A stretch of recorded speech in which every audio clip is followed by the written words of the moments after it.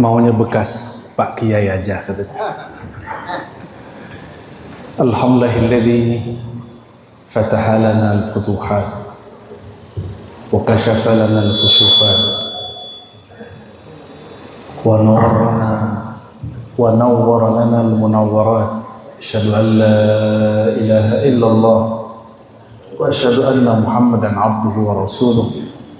Allahumma salli wa sallim wa barik ala sayyidil wujud sayyidil qawnain sayyidina Ahmad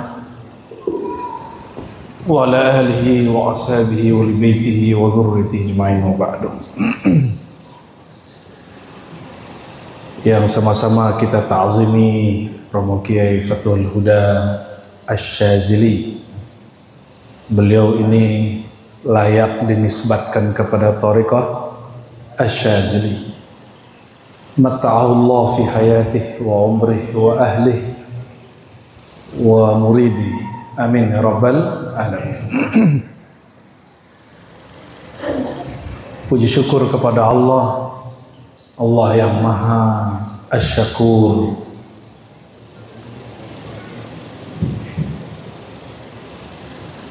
Allah al-karim yang setiap memberi tidak harap untuk dibalas kembali.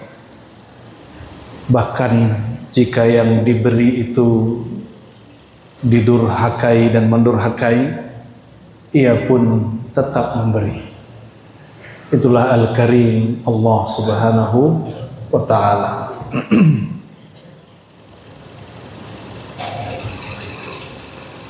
Namun pujian ini tidaklah sempurna kecuali kita berselawat kepada makhluk paling terpuji, An-Nur Zati wa Sirsari Sayyidina Muhammad,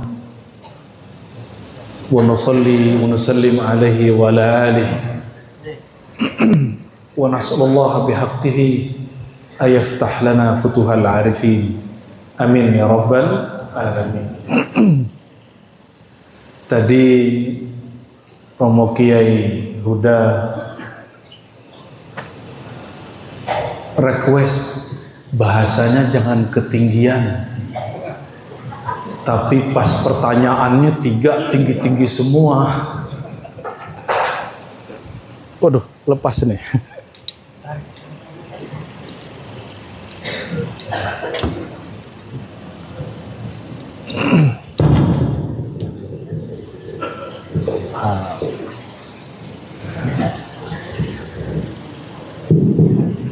Intinya adalah interaksi antara makhluk beda alam.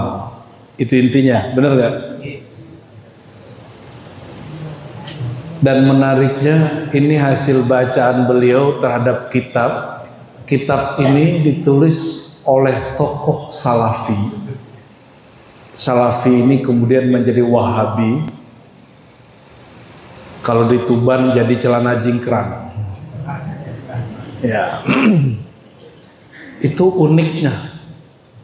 Tapi kitab ini dibenci oleh orang-orang Wahabi, padahal ditulis imamnya sendiri. Ya, ada beberapa tokohnya seperti Mustafa Al-Adawi, ada Turaifi, hatta bin Bas sendiri itu nggak seneng baca kitab ini karena nggak cocok sama ajaran Wahabinya. Ternyata Wahabi Salafi awal beda juga. Tapi kita nggak ada urusan tuh, urusan Wahabi Salafi lah ya. Kita doakan aja mereka baik-baik saja ya. Tapi jangan ganggu Salafi kita. Salafi Ahlus Sunnah, Aqidah Ahlus Sunnah As-Salafiyah. Ya. Pertanyaannya berat, bahasanya harus ringan. Nah ini yang berat itu, tugas yang berat. Namun Sayyidina Ali pernah berkalam, kallimun nas ala qadri ukulihim. Ajak orang bicara sesuai kadar akal mereka. Tapi secara empiris saya kan nggak tahu nih Bapak Ibu ini pendidikannya rata atau tidak. Tapi saya husnuzon semuanya berpendidikan yang baik. Ya. Perbedaan kita cuma satu aja, sebagian kita ada yang masuk pesantren, sebagian tidak, itu aja. Sesama masuk pesantren pun bahasanya beda. Kalau masuk pesantrennya basicnya fikih, sukanya bahsul masail. Kalau pesantrennya suka ilmu kalam, bukan bahsul masail, bahsul uyub, cari-cari kesalahan, kesesatan orang. Itu pantangan Imam Abul Hasan Syazili, itu pantangan Hujjatul Islam Abu Hamid Al-Ghazali. Katanya ikut Imam Syazili, katanya ikut Imam Ghazali, tapi kok suka cari kesalahan sesama saudara sendiri.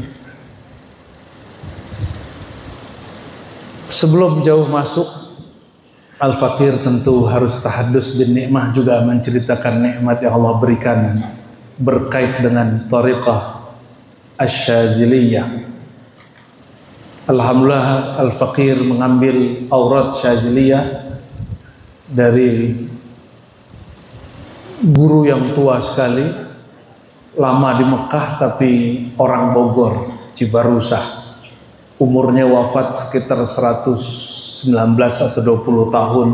Al-Muammar, namanya Raden Asy-Syaikh Raden Kiai Abdul Haq Al-Hamidi, cucu daripada musnid dunia fi zamanihi Syekh Mukhtar Atarid.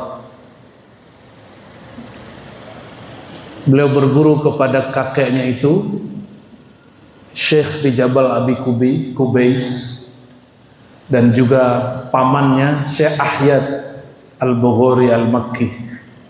Itu orang Bogor, mukanya Arab, ngajar orang Arab dan non-Arab di Mekah. Dari beliau kami mengambil aurat Syaziliyah. Namun thariqah Syaziliyah, Al-Fakir dapat izin keberkahan Allah mengambil dari Al-Mursyid Al-Kamil Al-Arif Billah Al-Faqih Dr. Muhammad Abdul Rabb An-Nazari.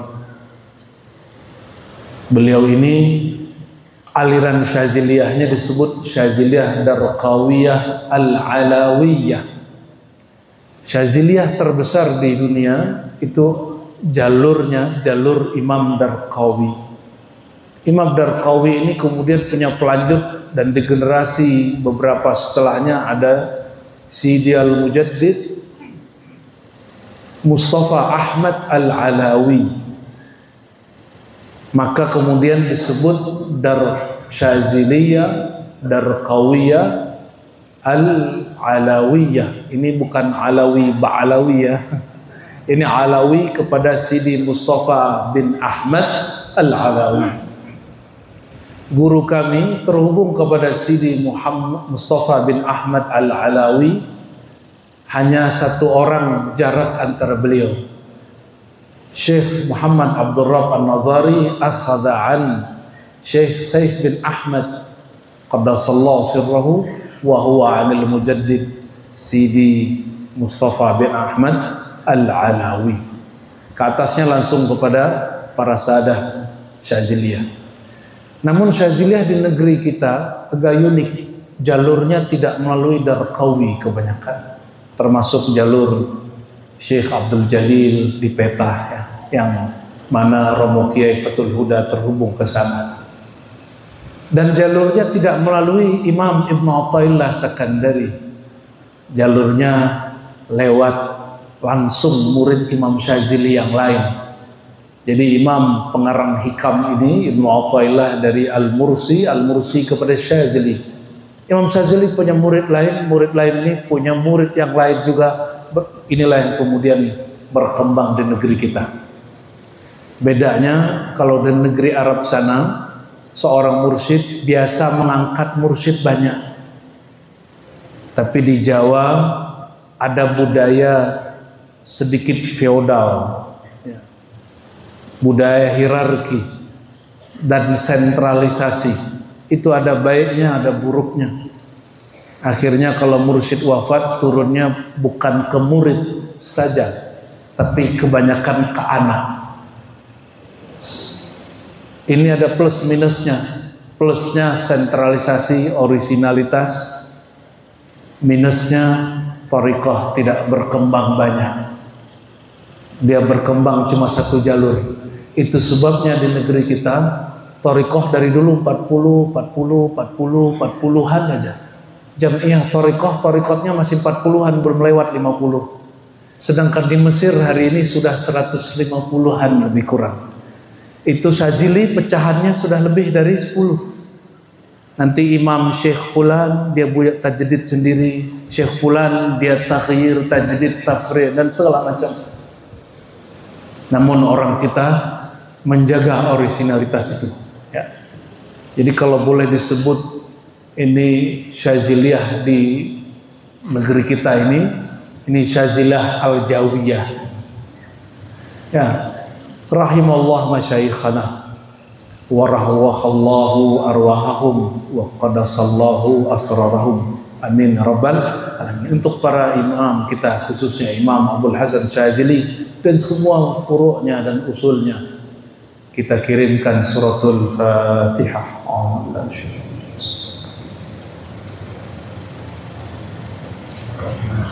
Suratul ladzina an'amta 'alaihim waladdallin.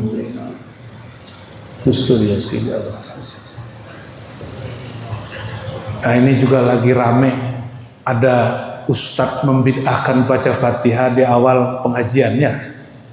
Mereka lupa yang menyebut tentang itu juga Ibnu Qayyim, murid Ibnu Taimiyah, Imam Salafi, di kitab I'lamul Muwaqqi'in jilid 4, bahwa sebagian masyayikh ketika memulai pengajian mereka membukanya dengan suratul Fatihah. Tapi man qalla ilmuhu kathura inkaruhu, orang yang sedikit pengetahuannya banyak ingkarnya. Namun saya menyebut ini bukan untuk bertengkar dengan Wahabi Salafi, cuma ingin kasih tahu saja, imam kamu begini kok kamu enggak. Sebenarnya imam kamu siapa? Afara'aita man ittakhadha ilahahu hawa. Apakah imammu nafsumu sendiri atau betul Imam Ibnu Qayyim Al-Jauziyah? Imam Ibnu Qayyim berkalam di kitab Ar-Ruh, jangankan jumpa Nabi Muhammad sallallahu alaihi wasallam dalam mimpi, jumpa ruh ayahanda yang sudah wafat, jumpa ruh ibunda yang sudah wafat, bahkan jumpa ruh orang yang masih hidup. Kalau itu tambahan dari saya, fahuwa haq sahih, itu beneran ruhnya beliau itu. Namun karena ini bukan kepakaran beliau secara rohani, hanya kepakarannya secara nakli.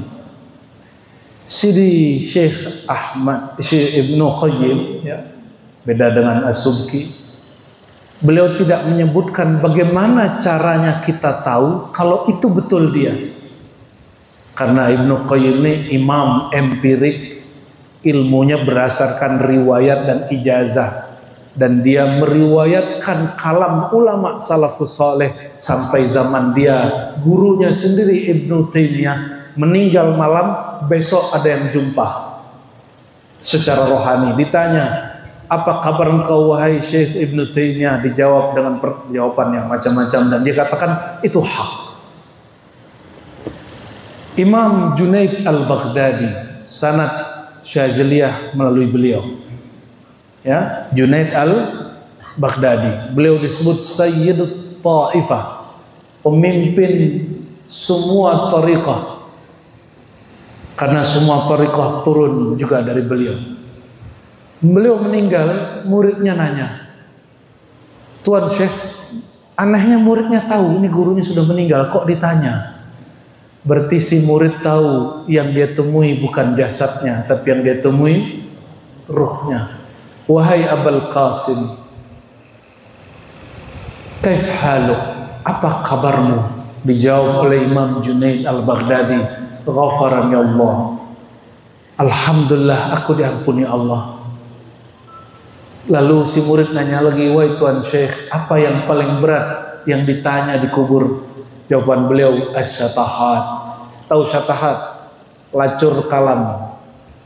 kalam-kalam yang keluar saat nyeleneh bagi orang pemikir yang sangat nyentrik bagi seniman, atau kalam-kalam yang muncul dari gejolak batin saat mengalami suatu pengalaman rohani yang kadang-kadang kalamnya di luar kesadaran diri, itu disebut syatahat.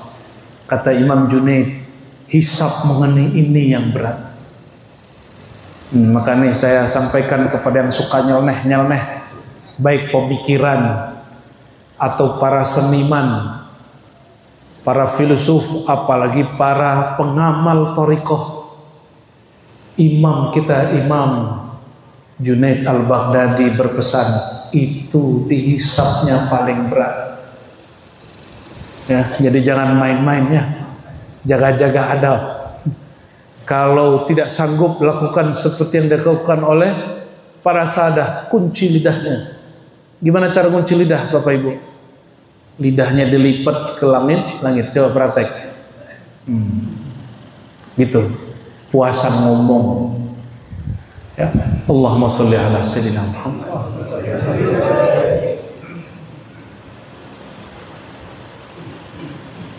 Lalu tadi Romo Kiai baca hadis, man ra'ani fil manam fasayarani fil yaqazah. Siapa yang melihat aku dalam mimpi akan melihat aku dalam jaga. Ini kita nggak usah jauh-jauh, kita pakai Imam Ghazali aja, karena tasawuf kita bermanhaj Al-Ghazali. Kata Imam Abul Hasan Syazili, Kitabul Ihya'un, belajar Ihya Ulumuddin, kitab Ihya Ulumuddin, Ihya'un akan menghidupkan agama dan hatimu. Maka salah satu manhaj Syaziliyah mengajarkan kitab Ihya. Sampai saat ini Al-Fakir, karena mengikuti manhaj beliau juga, masih mengajarkan dan belajar kitab Ihya Ulumuddin. Dan kita bawa kemana-mana, baik kitabnya ataupun PDF-nya. Allahumma salli wa sallim wa barik alaihi.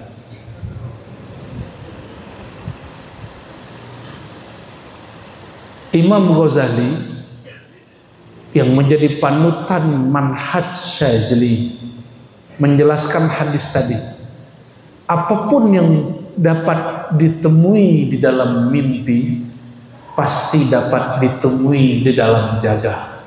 Ini yang berkalam siapa? Imam Ghazali. Imam Syazili ngikut.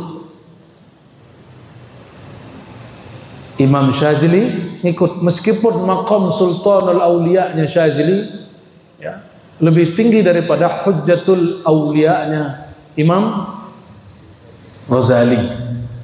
Tapi secara ilmu fiqih, secara ilmu ijtihad, Imam Ghazali lebih tinggi. Jadi mereka punya wallahu yahtassu bi rahmatihi may yasha. Allah lebihkan masing-masing di bidangnya. Apapun yang dapat dijumpai dalam mimpi pasti dapat dijumpai dalam jaga. Pertanyaannya, kata Ghazali, lalu siapakah yang dapat menjumpai itu dalam keadaan jaga? Lalu beliau mengatakan, al-muqarrabun al-arifun, orang yang didekatkan oleh Allah dan orang-orang yang bermakrifat. Siapa lagi mereka? Kan ribet lagi nih. Siapa muqarrabun? Orang yang didekatkan kepada Allah. Bapak Ibu, Allah itu jauh atau dekat? Dekat. Berarti ibadah kita taqarruban. Itu benar gak istilahnya? Ibadah itu taqarruban, mendekatkan apa? Allah kan dekat. Betul. Saya tanya lagi, Allah dekat apa jauh? Dekat. Yang kencang, Allah dekat apa jauh? Dekat ke siapa?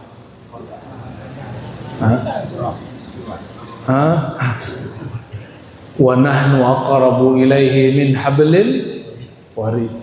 Kami lebih dekat kepadanya daripada urat leher. Urat leher itu anasir zahir tubuh. Allah lebih dekat dari tubuh kita kepada diri kita. Berarti ada diri yang bukan tubuh. Pertanyaan, orang yang sudah wafat itu tubuhnya sudah di tanah.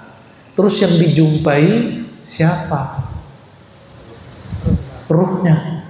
Maka yang disebut dekat tadi dekat kepada ruh atau dekat kepada jasad? Ruh. Yang sudah wafat itu ruhnya masih ada.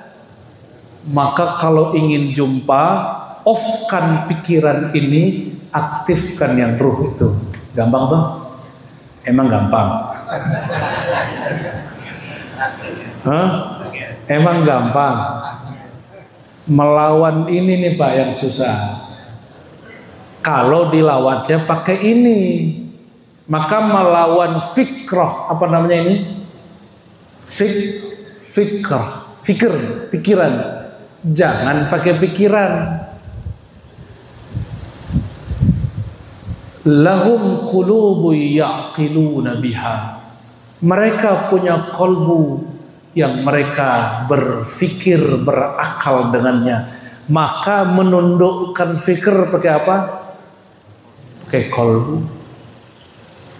Sebelum fikir ke kolbu ada satu hijab yang tebal disebut hawa nafs atau al-hawa atau an-nafs, ego, keinginan ego. Contoh, kalau mau zikir, ini hijab 2 ya. Ini kalau lewat hijab ini pasti bisa jumpa. Dijamin jumpa. Malam ini juga jumpa. Tapi kalau belum lewat 2 hijab ini, karena ilmu ini ilmiah Bapak Ibu. Ilmu tasawuf itu bukan ilmu tebak-tebakan, bukan ilmu untung-untungan. Untung-untung jumpa malam ini, kayak orang judi dong.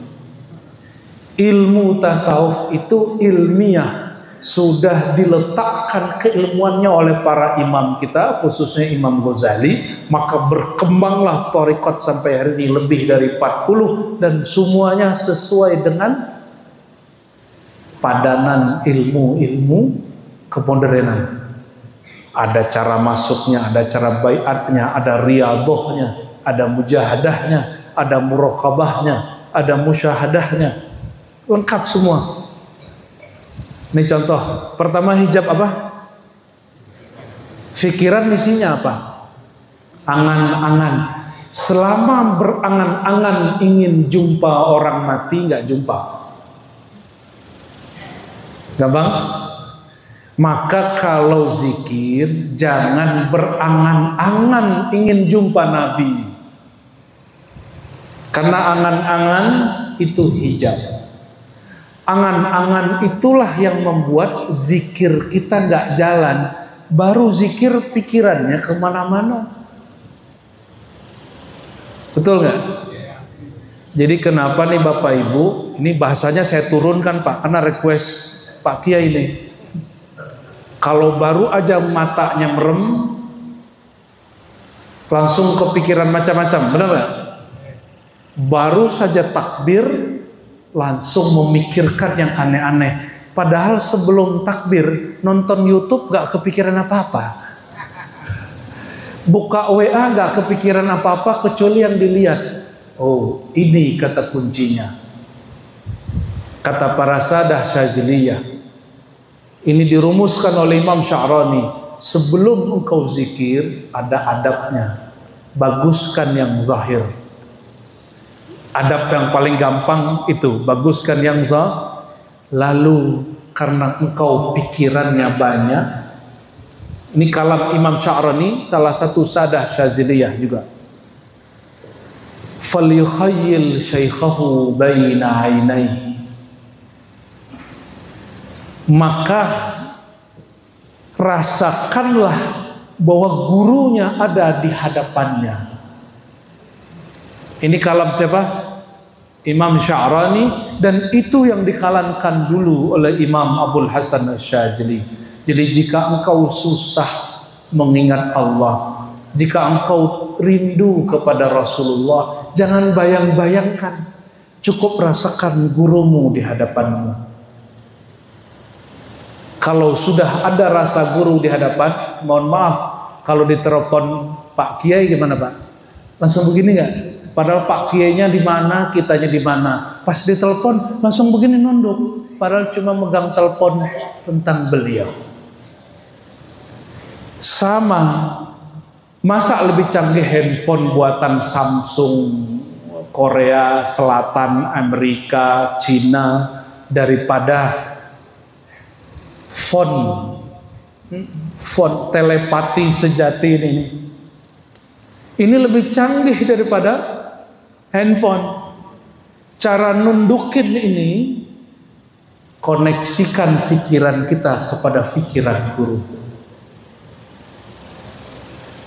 Di dalam Syaziliyah tidak disebut istilahnya apa, hanya disebut mahabbatus syekh, mencintai guru. Di thariqat lain, di Naqsyabandiyah disebut rabitatul mursyid, merabitahkan antara murid dan mursyid. Namun karena thariqah ini kemudian bercampur di belakang, mursyid Syazili belajar Naqsyabandi, Naqsyabandi belajar Syazili, akhirnya orang Syazili pun tidak keberatan pakai istilah Naqsyabandi. Disebutlah dalam thariqah di akhir masa ini dengan istilah rabitatul qalb, mengikat kalbu, cinta murid kepada guru. Ini hijab apa Pak? Hijab fikrah. Gimana cara ngilanginnya? Rasakan guru ada di saya nggak bilang bayangkan, rasakan. Bahasa Arabnya yukhayyil, tapi itu bahasa Arab. Ini bahasa Arab kalau diterjemah ke bahasa Indonesia kadang terjadi distorsi makna. Sebab teks ini bukan teks empirik, bukan teks ilmu kalam, ilmu akidah. Ini teks tasawuf. Nerjemahinnya mesti dengan bahasa tasawuf. Kata yukhayyil bukan menghayalkan, tapi merasakan. Udah belum? Ini hijab, ini apa tadi? Angan-angan. Berangan-angan jumpa Sunan Bonang, tahu-tahu yang datang setan Bonang. Bisa nggak? Bisa. Syaitan kan la yatamassalu bi, tidak menyerupai, tidak bermisal dengan Sayyidina Muhammad sallallahu alaihi wasallam. Tapi ini ada yang menarik ini. Abah Gurus kumpul itu meyakini kalau walinya Al-Muhammadi itu la yatamassaluhu syaitan. Kalau walinya fana pada Nur Muhammad sallallahu alaihi wasallam, dia tidak akan fana pada syaitan. Namun di Syazili tidak semua mursyid begitu. Hanya beberapa mursyid, salah satunya Imam Syazili, yang kedua Mursi, ketua Ibnu Athaillah Sekandari. Dari mana kita tahu? Kata Abul Abbas Al-Mursi, guru Ibnu Athaillah, murid Syazili. Qaddasallahu asrarahu. Apa kata beliau? Aku menilai diriku tidak muslim lagi illam ara Rasulullah SAW lahzatan. Jika aku tidak melihat sang baginda sesaat saja, aku anggap diriku tidak muslim lagi. Ini imam siapa? Imam Mursi. Ya, Kutub Syaziliyah setelah Imam Syazili beliaulah. Asbab beliau punya didikan bagus, Ibnu Athaillah nulis kitab hikam. Padahal tadi Ibnu Athaillah ini anti tasawuf, ngejek orang tasawuf. Kita kan nggak tahu masa lalunya Romo Kiai Fathul Huda. Siapa dulu ngejek tasawuf kan? Saya dulu juga ngejek sufi, ngejek orang maulidan. Sekarang penikmat maulid. Kalau udah mahal qiyam seneng kita ya. Dulu masya Allah kalau ada mahal qiyam ngapain lah orang ini khurafat. Jadi hijab pertama yang harus dilewati hijab apa? Angan-angan. Maka rasakan guru di hadapan. Sudah. Sekarang hijab kedua, hijab nafs. Ego, aku. Apa bahasa ego? Aku ingin jumpa. Aku wiridnya banyak. Masa nggak jumpa? Aku mursyidnya banyak, ingin dapat ijazah. Aku. Nah, itu aku level yang parah itu. Agak rendah dikit Pak. Zikir disuruh sama kiai ini amalkan 1000 kali. Zikir apa? Sholawat Nurzati. Ya 1000 kali. Dimulailah karena patuh kepada romo kiai. Zikir Allahumma sholli ala sayyidina Muhammad Nurzati. Baru 20 lihat tasbih. Ya Allah, pegel ya Allah. Mulai kesemutan. Tubuh yang zahir mengatakan, ya Allah, aku capek. Ya Allah, mata mulai ngantuk nggak? Kalau zikiran, wiridan mulai ngantuk nggak? Ngantuk. Itu aku ego. Ini kalau bisa dilewati, baru tembus ke dalam kalbu. Dipastikan jumpa dengan yang tadi diniatkan. Ini perhatikan, niat bukan pada fikrah, niat bukan pada nafs, an-niyah fil qulub, niyah itu di dalam qalbu. Maka jika disebut innamal a'malu binniyat, amal itu yang dipandang Allah apa yang diniatkan di qalbu, bukan yang dilafazkan di lisan. Maka ada wali sekali baca setara 1000 karena dia baca dengan qalbunya.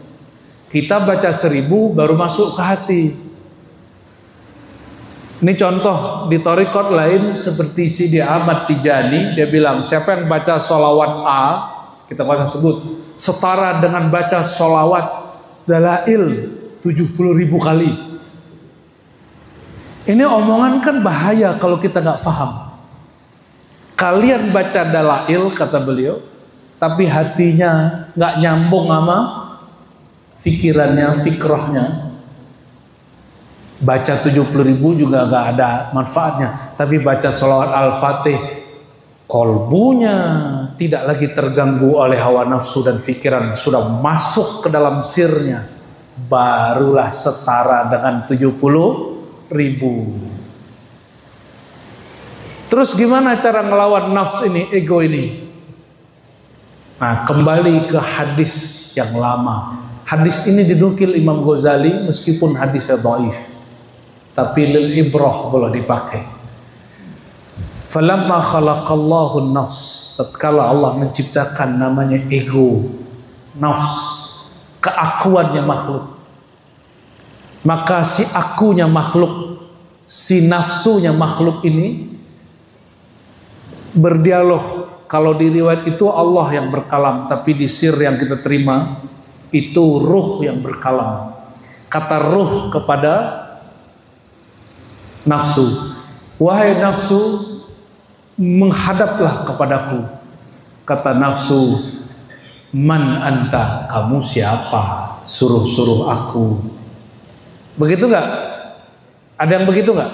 Mohon maaf nih Bapak Ibu, kalau cangkirnya belum dikosongkan, bawa thariqat lain, ijazah lain datang ke sini. Sedangkan Romo Kiai Huda thariqatnya Sazili. Bapak Ibu mungkin TKN ke Naqsyabandiyah Khalidiyah, kayak Khalwatiyah, kayak Samaniyah. Kalau datang ke sini begini. Bukan begini, Pak. Nah, kenapa? Karena masih cangkirnya ada isinya, belum dibuka, belum dikosongkan. Itu ego. Ego merasa sudah punya wirid. Apalagi sudah dapat ijazah dari seorang mursyid. Duduknya, dadanya membusung. Merasa dirinya sesuatu. Nah, ini yang tadi disinggung oleh beliau di awal. Ini juga mengganggu orang wiridan. Apalagi datang ke sini mau cek ini sunnah ke bid'ah, ini sunnah ke bid'ah. Oh, ini nggak sesuai nih. Ini keluar dari manhaj Aswajan. Datangnya bukan mau cari ke al-haq, datangnya mencari kesalahan. Mohon maaf, yang nggak punya kesalahan wali apa nabi? Yang nggak punya kesalahan nabi. Kalau wali ada kesalahan nggak? Situ sudah wali belum? Kalau kita ini belum layak disebut wali, ada salah nggak? Kalau dicari-cari kesalahan ada nggak? Maka kalau kita masih mencari-cari kesalahan orang, itu egonya jadi hijab. Apalagi mencari kesalahan guru. Baru saja membayangkan, merasakan guru di hadapan, terbayang juga semua kesalahannya.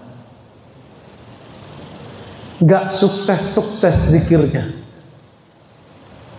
Sudah oke? Maka ulama kita bagi nafsu itu ada 7. Nah, ini pembahasan sudah banyak yang mengkaji nafsu ammarah, nafsu mulhamah, nafsu mutmainnah, terus radiyah, mardiyah, insan kamil dan sebagainya. Saya nggak usah bahas itu. Sudah kita putus jalan cepat saja ya. Ya. Sekarang baru masuk ke dalam kolbu. Yang mati, Bapak Ibu, yang mati, kullu nafsin za'iqatul maut. Setiap nafs merasakan mati. Jadi yang mati siapa? Nafs. Kolbu mati nggak? Kolbu mati itu di saat orang masih hidup tapi dia menolak kebenaran, kolbunya mati. Berarti untuk bab ini jangan aktifkan fikrah, aktifkan kolbu. Kolbu itu tugasnya cuma 2, tasdik, taslim. Apa tugas kolbu? Tasdik, taslim. Tasdik mempercayai, taslim menerima. Percaya saja bahwa kalam guru kita bersumber dari gurunya, dari Rasulullah SAW. Jumpa beliau pasti hak. Percaya aja, nggak usah mikir banyak-banyak. Pikiran di sini, tasdik di sini. Maka tasdik ujungnya berpikir. Sudah, baru baca ilahi anta. Orang main baca-baca aja, kolbunya belum aktif, kolbunya masih mati, kolbunya masih tidur. Sudah baca ilahi anta maksudi, ya Allah, hanya engkau maksudku. Ini perhatiin. Ternyata berniat jumpa arwah-arwah juga nggak boleh. Tujuan kita hanya Allah. Berarti kalau ingin jumpa, perjumpaan itu hanya dengan satu niat. Niatnya memperkuat rasa bertuhan kepada Allah Subhanahu wa ta'ala. Kalamkan yang dikalamkan Sayyidina Ibrahim. Apa kata Allah ketika beliau meminta sesuatu? Kaifa tuhyil mauta, bagaimana engkau menghidupkan yang mati? Dijawab oleh Allah Tabaraka wa ta'ala, awalam tu'min, apa kamu kurang percaya? Jawaban Sayyidina Ibrahim, liyatma'inna qalbi, hanya supaya menenangkan hatiku ya Allah. Jadi kalau berperang di hatinya, ya Allah, aku hanya bertujuan kepadamu, tapi aku rindu jumpa ruhaniah guruku, rindu jumpa kakekku, ibuku, ayahku. Terus gimana? Namun rindu ini ya Allah bukanlah tujuanku, tujuanku hanya engkau. Namun supaya hatiku tenang ya Allah, kasih jualah ya Allah. Gitu pasti dikasih sama Allah. Masa nggak dikasih? Namun Allah kasih kapan Bapak Ibu? Kapan Allah kasih? Jika angan-angannya sudah habis. Ini syarat wajib. Kita punya sahabat-sahabat yang berzikir, itu kalau angan-angannya masih aktif nggak bisa tebus, Ya, jadi ada salah satu sahabat kita dianggap orang nggak pernah kasyaf. Orang-orang itu lapor ke saya, Syanu nggak pernah kasyaf, Buya. Saya bilang, oh tenang, kamu kan nggak tahu dia siapa. Saya kalamkan ke orang ini, Syekh, ente kalau zikir angan-angannya tutup, habiskan. Sehabis angan-angan, itulah kasyaf pertama.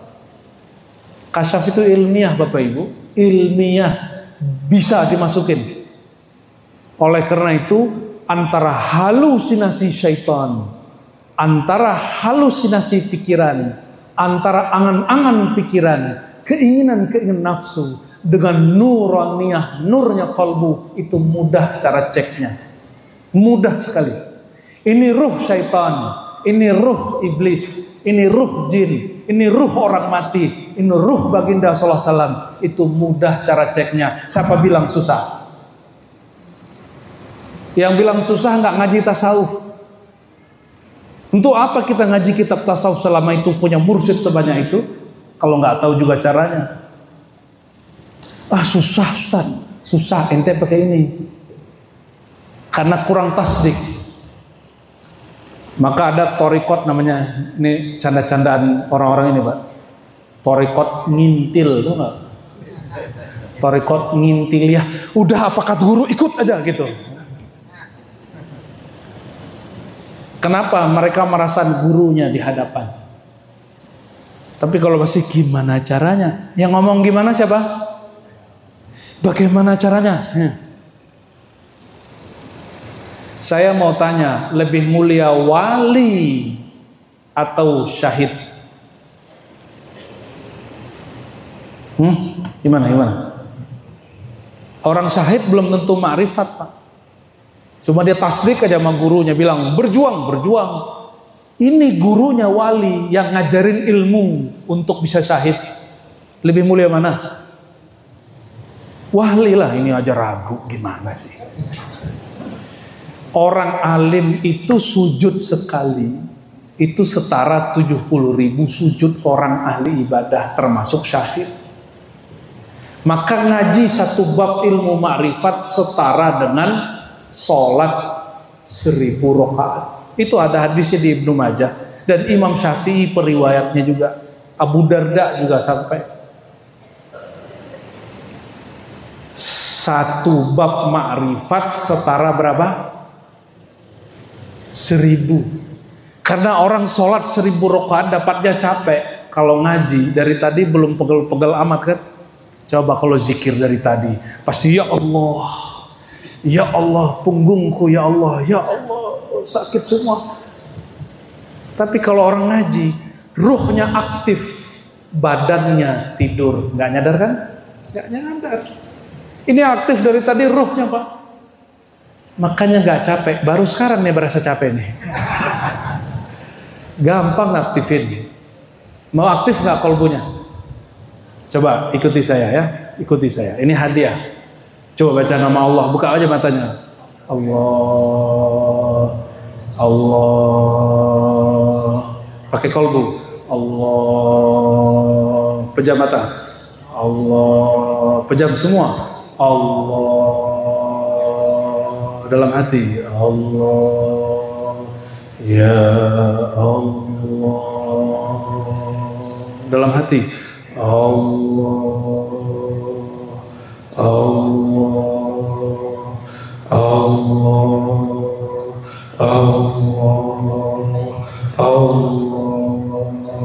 Lidah dikunci, sebut terus.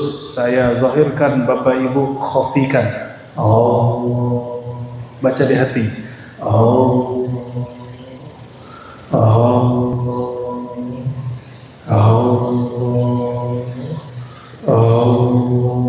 Allah berfirman, wazkur isma rabbik.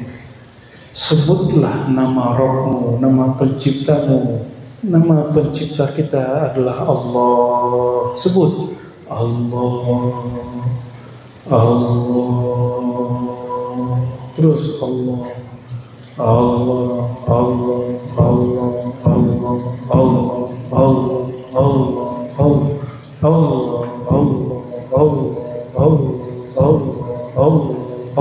Jangan banyak pikiran, sebutin Allah.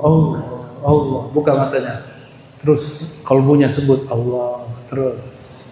Masih terus? Allah. Dalam hati terus Allah. Sekarang berhenti menyebut. Matanya lihat saya. Berhenti nyebut. Masih menyebut nama Allah enggak? Kita sudah enggak baca, dia masih sebut nama Allah. Oke. Itu disebut wukuf qalbi. Diamnya kolbu dalam nama Allah. Qalbul mu'min baitullah.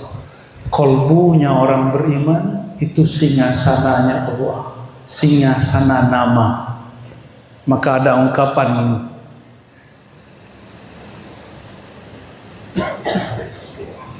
qalbul mu'min ismullah, sirrul mu'min wasfullah, sifatullah,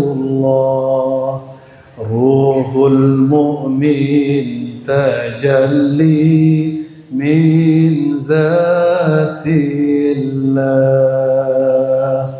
Qalbu mu'min tempat bersinarnya asma Allah, sirnya mukmin tempat bersinarnya sifat-sifat Allah, ruhnya mukmin adalah tajalli zatnya Allah, bukan zatnya Allah tapi tajalli zatnya Allah, hembusan zatnya Allah. Tadi jangan lupa zikirnya terusin, karena semuanya tidak berbaiat syazili. Saya lihat ada yang TKN, ada yang belum bertarekat. Nanti ba'da subuh setelah zikir pagi sore diam sejenak ya, walaupun cuma 40 atau 33 kali Allah Allah Allah Allah ya. Mau? Kalau mau saya ijazahkan ya. Ini hadiah. Antum kalau mau cari harus ke Padang dulu kan repot ya, atau ke Jakarta dulu repot, tiketnya mahal. Sebut Allah Allah berapa kali? 33. Terus ngapain? Diam. Biarkan dia nyebut sendiri. Dia nyebut sendiri. Sembari napasnya naik turun, rasakan pelan-pelan. Allah Allah Allah. Coba ikuti sama-sama. Allah Allah Allah Allah Allah Allah Allah Allah Allah Allah Allah. Muhammadur Rasulullah sallallahu alaihi wasallam.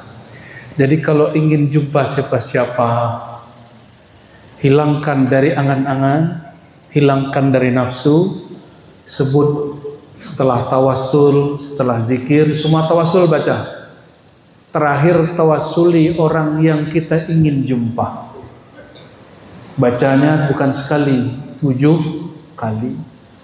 Tapi tawassul pertama wajib Sayyidina Muhammad. Ada perbedaan sedikit Bapak Ibu, supaya pengalaman rohaninya dijaga Allah, wajib sebelum duduk zikir baca syahadat, supaya nanti kalau ngalamin apa aja syahadatnya yang jaga. Asyhadu an la ilaha illallah wa asyhadu anna Muhammad Rasulullah. Tawasul ke Nabi, tawasul ke guru, tawasul sebutin nama orang yang kita sedang hajat, baca Fatihah untuk beliau 7 kali, baru ilahi anta maqsudi waridhaka matlubi. Ya Allah, engkau yang aku tuju, bukan muka orang itu, bukan ruh orang itu. Jumpa enggak jumpa juga enggak apa-apa, yang penting jumpa engkau ya Allah. Waridhaka matlubi, yang penting kau ridha ya Allah. Jumpakah kami dengan beliau, tidak jumpakah kami dengan beliau, yang penting engkau ridha ya Allah. Terus baca pakai kul, ini perintah dari Allah. Kul hu Allah. Jadi bacanya pakai surat kul al-ikhlas. Kul hu Allah. Baru Allah Allah Allah. Awalnya pakai lisan, lidah dikunci, baca dengan kolbu. Terus sejenak pagi, sejenak sore, sejenak sebelum tidur, sejenak bangun tidur. Insyaallah, innallaha ma'akum. Allah akan memberikan rasa ma'iyah, rasa bersama. Ya, saya tutup dengan hadis qudsi, tapi penutupnya panjang dikit ya. Apa kata Allah? Ana 'inda dhanni 'abdi wa ana ma'ahu idza dzakarani. Hadis rawahul Bukhari fi sahihi. Aku berdasarkan zon hambaku kepadaku, persepsi keyakinan hambaku terhadapku. Wa ana ma'ahu idza dzakarani. Aku pasti, ini perhatikan, aku pasti bersamanya jika dia menyebut, mengingat, mengenal. Ini tiga, mana zikir? Mana zikir ada tiga. Menyebut, mengingat, mengenal. Pertama apa mana zikir? Menyebut. Kalau belum mengenal, sebut-sebut dulu namanya. Tadi kita latihan menyebut. Kolbunya terasa bergetar, Pak. Sebagian besar bergetar, terasa hangat. Kenapa? Itu makanan kolbu. Itu yang disebut di surah Al-Anfal, idza dzukirallahu wajilat qulubuhum. Jika disebut nama Allah, pasti kolbunya bergetar. Namun kalimatnya iza dzukira, disebut. Berarti ada yang zakkara yuzakkiru. Itulah guru, syekh, mursyid. Mesti dibimbing oleh guru. Maka berkalam Imam Mu'ta'ilah Sekandari Kutub Syaziliyah, Syekhuka man la yut'ibuka. Gurumu bukan yang banyak ngasih wirid. Gurumu yang nganterin kamu ke depan pintu, bukan yang banyak ngasih beban. La tashab man la yadulluka 'ala Allahi maqaluh wa la yunhiduka 'ala Allahi haluh. Jangan kau cari guru, cari kawan, cari majelis yang makol, ungkapan-ungkapan di sana tidak membuat engkau mengarah kepadanya dan tidak membangkitkan hal dirimu untuk mengingat dan mengenalnya. Semoga majelis muhasabah subuh ini termasuk majelis yang mengajak kepada Allah, yang menghantarkan murid-murid jamaah kehadiran Allah SWT. Dan doakan kami semoga istiqamah. Doakan kami juga semoga tetap kuat berjuang mengembangkan ilmu kajian tasawuf Ahlus Sunnah wal Jamaah. Mohon doa semua juga untuk guru-guru kami, untuk mertua. Ini mertua sedang di rumah sakit, ya, sakit gula. Ya, mohon doakan khusus Al-Fatihah ya dari Bapak Ibu. Semoga diberikan yang terbaik untuk beliau. Ibunda Hajah Mariana. Laha wali jasadiha wali nafsiha wali qalbiha wali ruhiha wali usuliha wa furu'iha. Al-Fatihah.